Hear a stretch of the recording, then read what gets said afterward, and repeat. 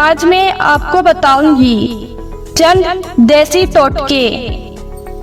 जो अफराद नींद की कमी का शिकार हैं, वो खसखस का तेल कनपटी पर मले तो बेख्वाबी की शिकायत दूर हो जाएगी। इसके अलावा नींद ना आने की सूरत में सुर्ख टमाटर काटकर इस पर चीनी छिड़क कर खाने से भी नींद की कमी दूर होती है। प्याज काटने के बाद हाथों से आने वाली बू बहुत नागवार लगती है।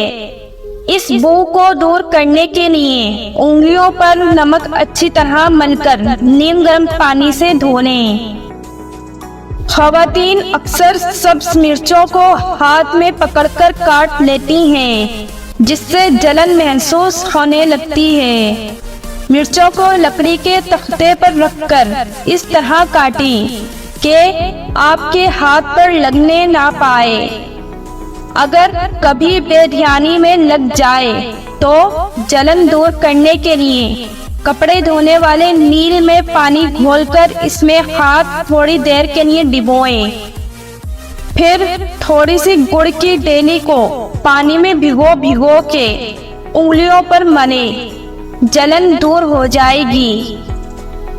नज़ला दूर करने के लिए थोड़े से चने भट्टी में भूनकर गरम गरम सूंघें और पुटली में रखकर पेशानी को सेकें और खाएं। इससे नज़ले की शिद्दत कम हो जाती है। इसके अलावा लहसुन की चटनी और बेसन की रोटी नज़ला जुकाम में खाएं।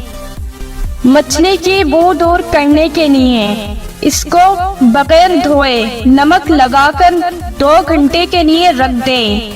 फिर आटे से धोकर मसाला लगाएं। मछली की बू खत्म हो जाएगी।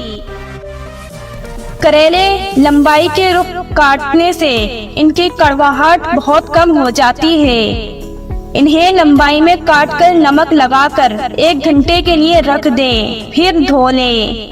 अगर फौरी इस्तेमाल ना करने हो तो नमक लगाकर फ्रीजर कर लें और धोने के बाद अच्छी तरह मलकर पकाएं।